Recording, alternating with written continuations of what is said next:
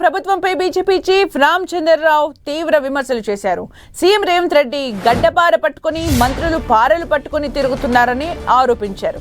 రాష్ట్రంలో ఎక్కడ చూసినా కూల్చివేతలే ఉన్నాయన్నారు. డిక్లరేషన్ల పేరుతో మోసం చేసిన రాహుల్ గాంధీకి తెలంగాణ వచ్చే హక్కు లేదన్నారు. కాంగ్రెస్ హయాంలో కమిషన్ పాలన సాగుతుందని రామచంద్రరావు ఆరోపించారు.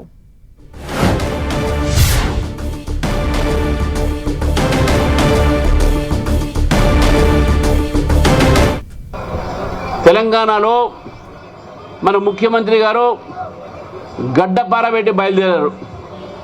వారు వచ్చినప్పటి నుంచి, వారు ముఖ్యమంత్రి అయినప్పటి నుంచి ఆయన చేతిలో గడ్డపార, మిగతా మంత్రుల చేతిలో పారలు పట్టుకొని ఎక్కడ ఏ బీద వాళ్ళని కూడగొట్టాలి, వాళ్ళ ఇల్లు కూడగొట్టాలి అనే ఆలోచనతోనే బయలుదేరారు.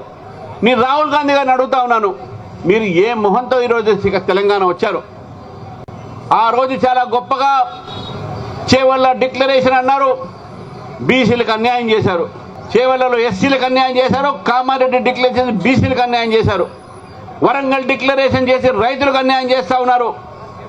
రైతులకు రైతు భరోసా లేదు.